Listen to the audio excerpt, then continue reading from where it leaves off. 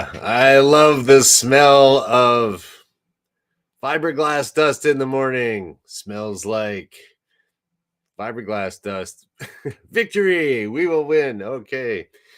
Welcome to the superpilotish channel. My name's Graham Wilson, and today I'll be talking about right here in my basement a little bit about insulation and just a little bit about pilot shortages. That's always something interesting. Does it even exist? Who knows? Well, let's look into it. First, the new set. Okay, well, yesterday what happened was I had to move all this stuff around in my basement, and so I got some guys came in, put in some insulation, uh, sort of in different sections where we could get it in the basement here, and they blew a whole bunch of insulation up in the roof, and I won't be going up there anytime soon. Hey, great, and hello, Dan. Yeah, so and I was just thinking about, I always have a interesting time figuring out what to talk about, every Monday, Wednesday, Friday at noon. And so, well, there we go, new set. I'll eventually move the toolboxes back in there. And so, yeah, these guys came by and they did. Oh, hey, Shecky. And they did a good job on the installation. There was a gang of a crew of three of them, three guys, and yeah, so that got me thinking. Like, wow, I'm pretty lucky. I got some guys to actually do this type of work. I mean, it's usually hard to find contractors and stuff like that, just because no one's really getting into that. And so a couple of the guys were just a little bit older than me by the looks of things. And one guy says, "Yeah, I'm planning on retiring in about 5 years or so." So I was like, interesting. I know, like, all these neighbors around here have retired. They hit 65, and then there's like a bunch of other guys I know that are like, they're up around 60. Some people want to retire at 60, some are going to work till 65. But there's going to be a ton of guys and gals, I guess, leaving the workforce. And it's going to be hard to get insulation like this put in unless you want to do it yourself. And just judging by like the mess that these guys made, well, I mean, it's kind of dusty around here. You got to clean up a little bit after them, but it's like, yeah, I just like, I don't know. How do you clean up like little bits of fiberglass dust? It wasn't too bad. But yeah, so these guys just they knew what they were doing. They were like really skilled. You could tell these guys like they've been doing this for years. And they just said, "Oh yeah, I can do that." Wham, wham, wham. They stick a vapor barrier up here, boom, boom. And then they got this all the weird little nooks and crannies of the basement here. They have you can kind of see a little bit up here, some white insulation. They put the bats of insulation in there in between the joists. And yeah, did a good job. More plastic, like very, and they just came down there and whipped it all off in no time. Bam, done. And that's if you're a skilled tradesman, you can do things that quickly. And so me, if I tried doing this garbage, oh man, this would take me like, I don't know, a week, something like this. These guys knocked it off in no time. And then the guys, and then like they had the young kid up in the attic blowing the insulation. I felt so sorry for this kid. And well, a kid, I don't know, he might have been 20, but they get the shortest, skinniest guy to go up in my super hot attic and just sit there and blow cellulose like a foot of this like dusty horrible stuff up in my attic. Like, I'll never go in my attic ever again. That's it. I'm glad I made a video about that, doing some what was I doing, running my cat 5 cable up there, because now there's like this much of dusty insulation everywhere. And I took a peek and it's like oh man, this kid's up there with like some crappy mask and a headlamp on, sweating his ass off and just blowing all this stuff. I'm like, wow, man, I hope that's not carcinogenic or something like that. But So, geez. I mean, now the thing is that kid, once he's learned how to do this, he was a pretty good worker too. Kid. Yeah, you're old when you start calling 20-year-olds kids or 22-year-olds. But yeah, so I mean, these guys will retire and this guy will be sitting there like, all right, I could I just need a couple workers. Can't find them. Oh well, that hopefully he'll be able to find some other young sucker to go up in the attic and crawl around. But yeah, I just can't believe it. But the thing is, I'm thinking, how the heck did this guy ever do this job up in the attic, all dusty and horrible and hot and everything? And I was thinking, I did jobs like that when I was that age. I remember being up in an attic and like finishing it off like a loft kind of thing, and sanding drywall over my head, and like just drywall dust falling all in my face, and sweating, and just you could take off your you look like kind of like a snowman or something afterwards. And you got your sweaty face, and you take all this plaster dust off there, and you could make it into a little ball and throw it at somebody. So it was just like, yeah, this is like, ooh, yeah, I've had horrible jobs like that. And who knows what crazy things come out of your nose at night too.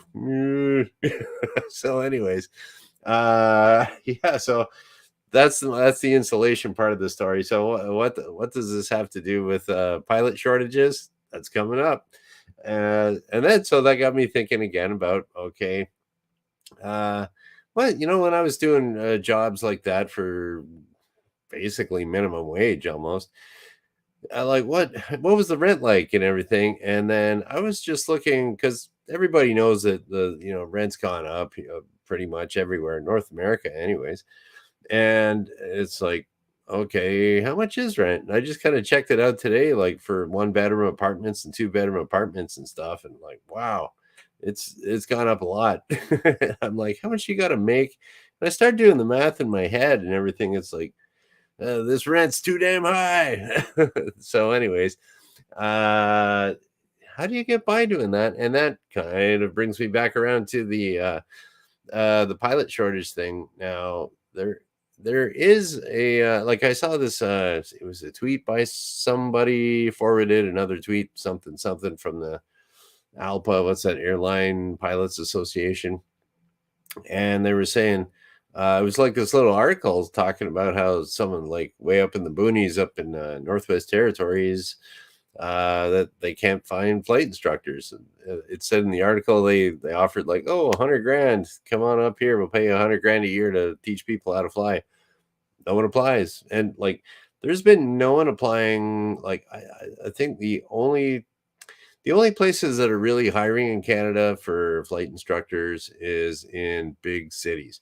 So like say like Vancouver, around there, Toronto, Montreal. And so they kind of have their own little ecosystem there of creating instructors who create new students who become more instructors. Then there's a pipeline up to the airlines in the major cities. But the main thing there is that all these guys are living at home. So the rent's too damn high. There we go. And you can't afford to be a starving pilot anymore and go up to Yellowknife for 100 grand a year. I mean, you could, but then a lot of it too is that kids these days, hey, they don't want to leave their parents' house. The mom makes some food and get to drive the dad's car and party with their buddies on the weekend. Why do you want to go up where it's minus 40 or something like that? And you got 4 hours of daylight and 3 hours of daylight in the winter. So yeah, why would you want to do that? They don't have to, so they're not going to. So that's one of the things there. And like then I was trying to think there too, is have the wages, there's got to be some weird disconnect with wages, because I know, in let's just say I've been in the workforce for 35 years ish, something like that. And I remember when I was a machinist back in 1999, I remember there was a guy that was running on the boring mill next on the opposite shift from me. He was more senior than me. He kind of knew that boring mill a lot more than me. and he ended up getting a raise after threatening to quit in very in a very flamboyant fashion. He said, "Oh, you got to give me more money," and so they gave him $30 an hour. So that was in 1999. So I was like, how much money if you're making $30 an hour in 1999? What's that translate to this? Adjusted for inflation and things like that. And then that got me looking down the rabbit hole of the consumer price index in Canada. So, like, what should pilot wages actually be in relationship to the rent and all this other stuff? And then it gets into all this weird matrix and exponential math and everything. And then, do you trust the consumer price index? What statistics they're doing? How do they weigh those? I don't know. I just think the rent's too damn high, and I think everybody kind of feels that squeeze. With gas prices are higher, food prices are higher. They say it's 8%, but then it's like 30% more, 50% more than it was 3 years ago. But then but you can buy great big TVs cheaper. I don't know. You need a 72-inch TV back here or something. So how can we fix this? And then it was like, it all comes down to, no matter how you slice it, just stuff's going to get more expensive. Labor shortages, like, you're going to have to pay supply and demand, right? And there's a few other ways of getting around that. So, well, let's whip out a whiteboard here just for fun. So I was having fun, and I got somehow, I don't know, I doubt the guy stole my marker here, but it's all kind of dusty, and I don't know where my red marker went. My calculator's got a bunch of dust on it too. I think I might have to get the little vac out of the garage and kind of vacuum this stuff up. All right, let's do a little bit of whiteboard here. Yeah, so just for kicks, if you're wondering, if you want to know, like, let's just say I'm going to use an example here of the guy that was working at $30 an hour in 1999. Okay, how much of that is, let's just say we'll give it a whatever amount of inflation, and how much money should that guy be making now? Okay, so you're making $30 an hour in 1999. Fast forward to 2023. So what's that? 24 years. Okay, now let's just say we're going to have X over here, and we're going to say times. Okay, X is going to be our little multiplication factor on $30 an hour, and that'll give us, we'll figure out how much that wage should be now. Okay, and that was pretty much top wage in the city for back then. There was a few other guys that I've heard that was top wage, $30 an hour. And so what do we got to do here? Let's just say the inflation rate was 1 point, or we'll say 2. Okay, here we go. Everybody they give the employees a 2% raise every year, but we know that never actually catches up, right? So probably should be 3 or more. So let's do 3% raise every year, and that's probably being very conservative. So you go, there's your whatever thing times 1.03, and this is, so it'll be every year you get a 3% raise. So you go 1.03, and then on top of that, times 1.03 times 1.03. So that's your exponents, right? So do that for 24 years. So that's 1.03 to the power of 24. And what do we got here? I'm going to use my little scientific calculator on my computer here. We'll just whip that up. You guys can't see it, but I have it. So we're going to do 1.03 to the power of 24. And we get a number of 2.03. So there we go. So we got X equals 2.03. All right. And I don't need to be a mathematician there. So if we're going on a 3% rate of inflation and over 24 years, it should be double.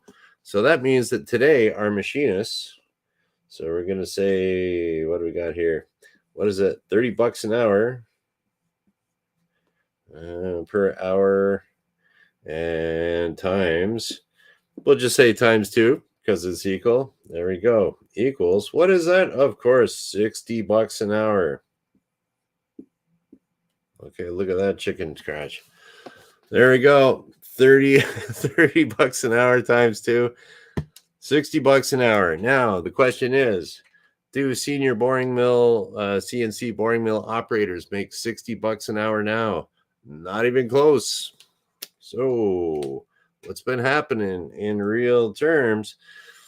People's wages have been going down because nobody's getting a 3% raise every year. Like, even if you work for the government and stuff, like, you don't get that unless if you're self-employed, you can just start charging more and more.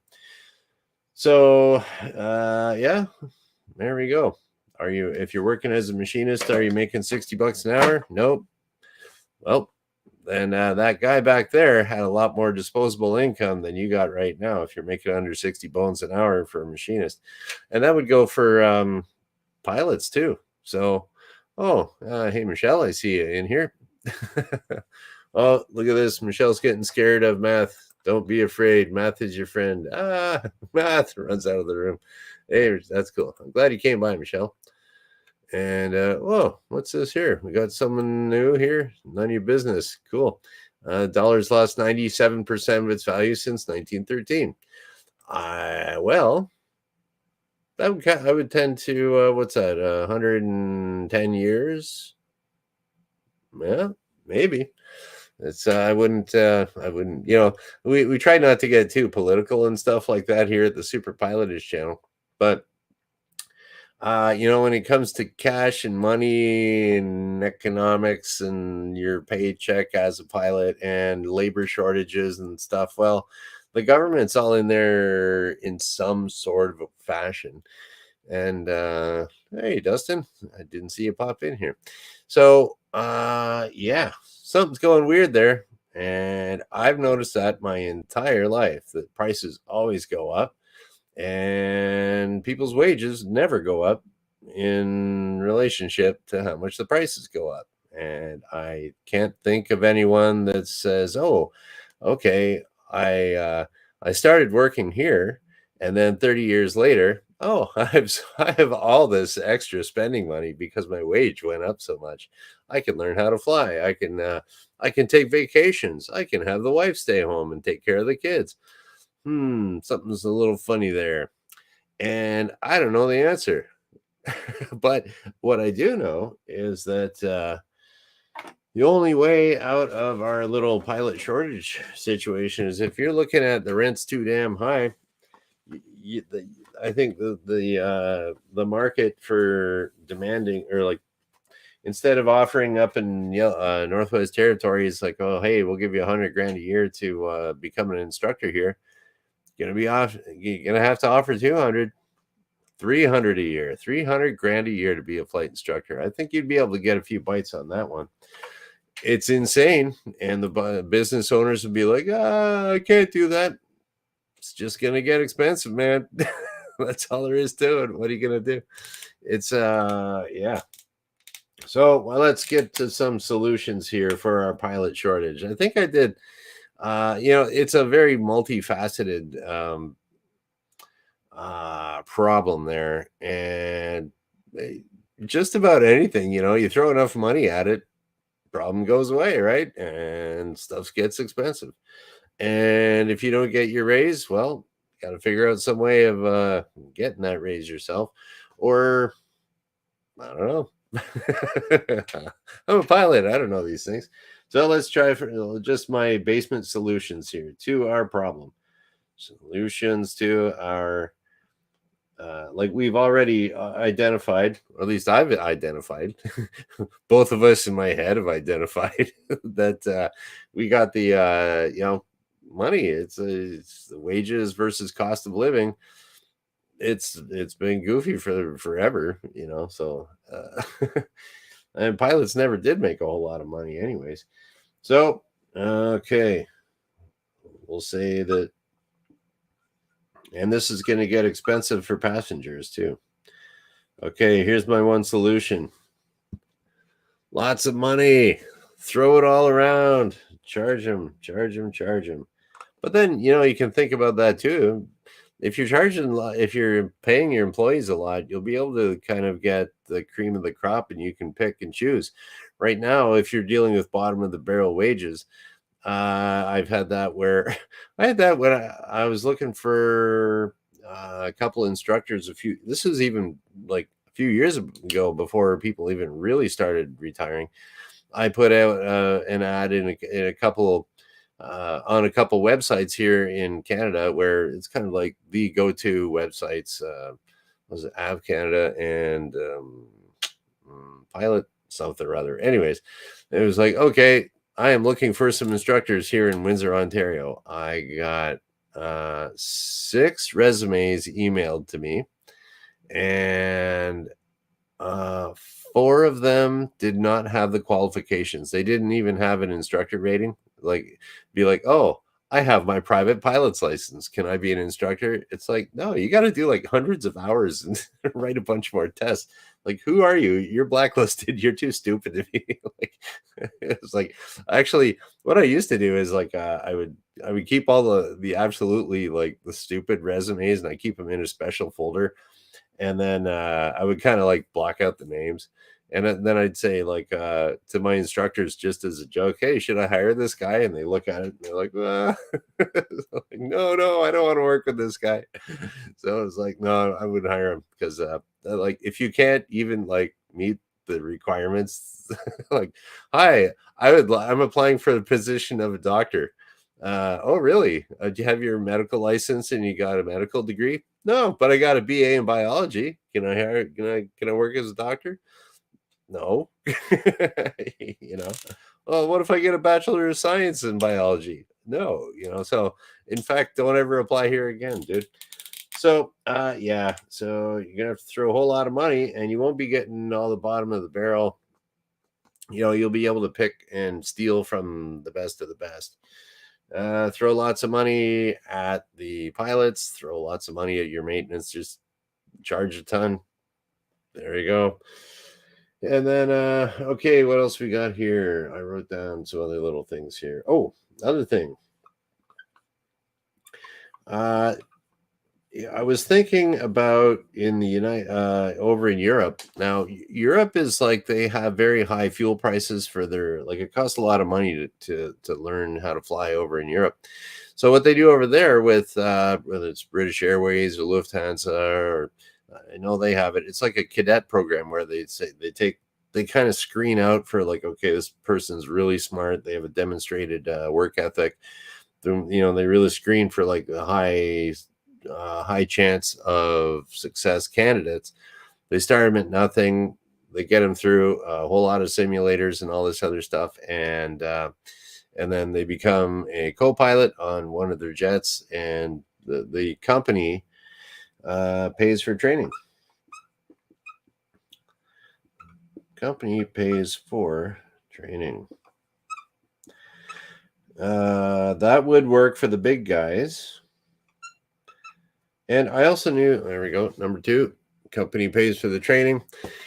And there you go. You just like, you get these people in and you screen them to be like, you've been on Microsoft Flight Simulator for 10 years before you even got here. Okay, cool. And you can make up a little matrix of who would be the best candidate. And so then we got what was I going to say? Oh, yeah, another guy I know, he flew for I think it was Avianca out of Colombia, and he went through that type of cadet training.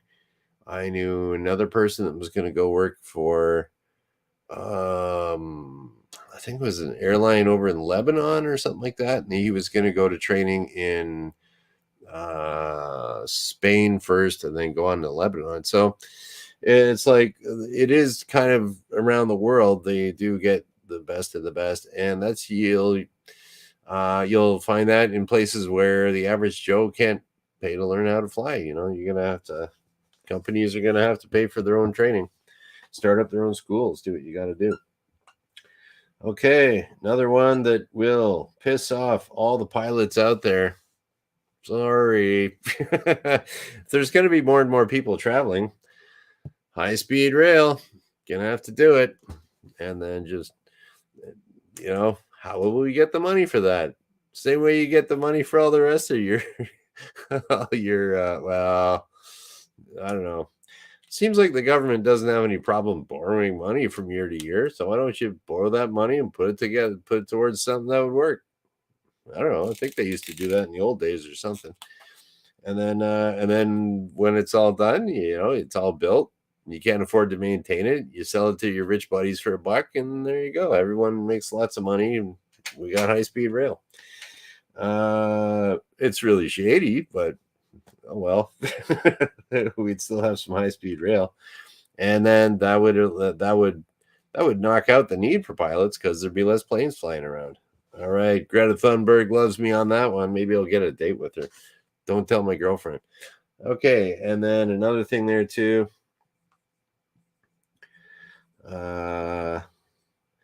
For I don't know what you call that.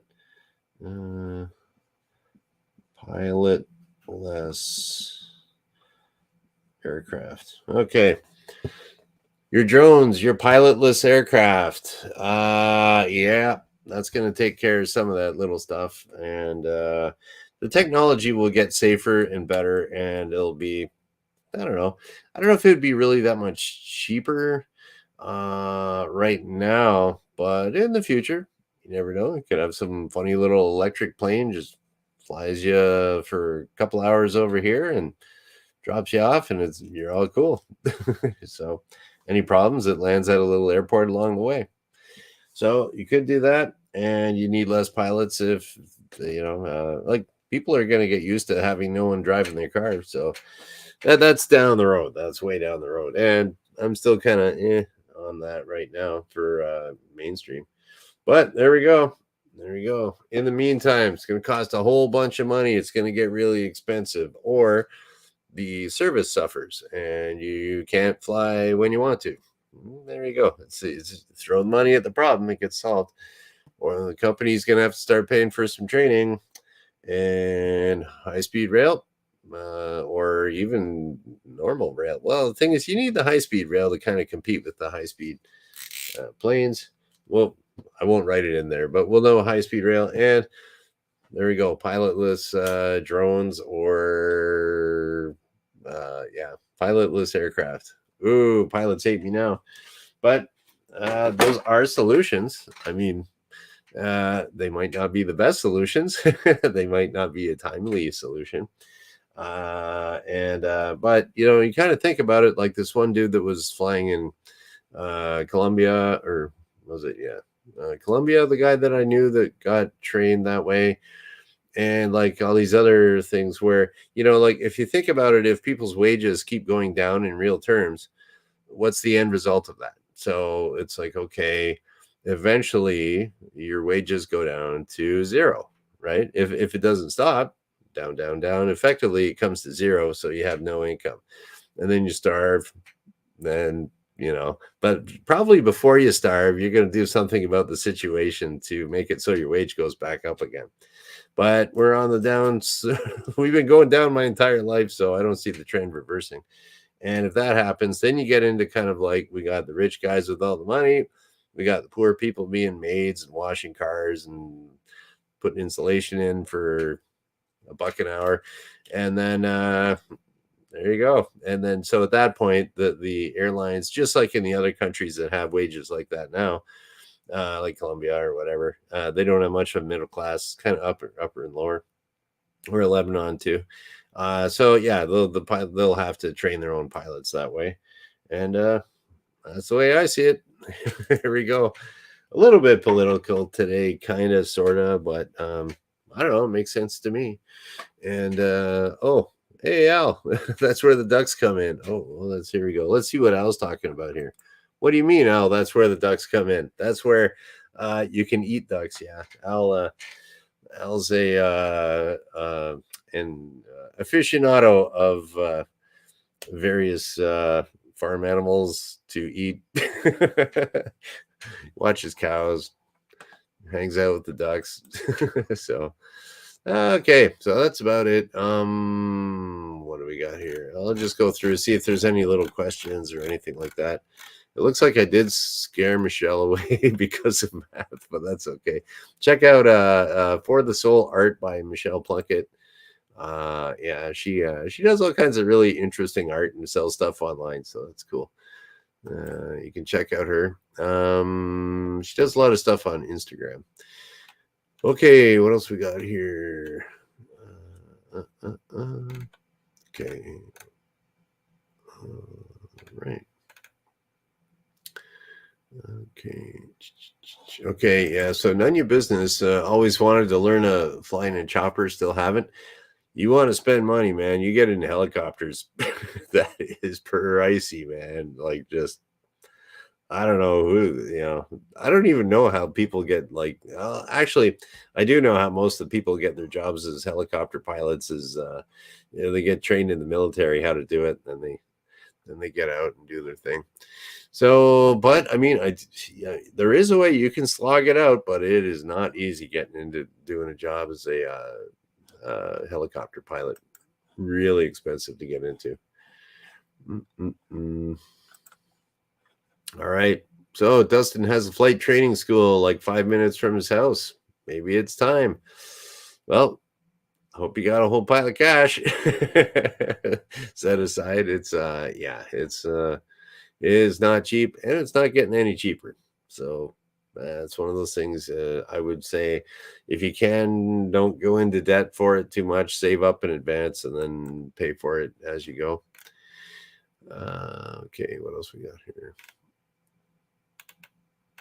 All right. Well,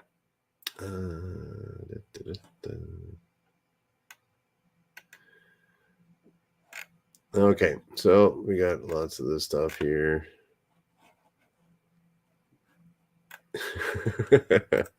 All right, so Dustin likes to eat duck. That's good. Lord love a duck. I used to have a geography teacher who used to always say, Lord love a duck. I don't know why. And okay, there we go.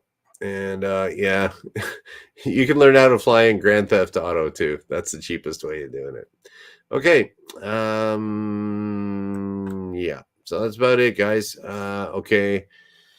Now I gotta move back all my shelving and all that stuff, and I cleaned up like this section of my workbench, but it's still kind of dusty over there, and I got a little bit of work to do here. But I will still be back here on Monday, because I do this Monday, Wednesday, Friday at noon Eastern, and we'll just kind of shut her down. So thank you for watching.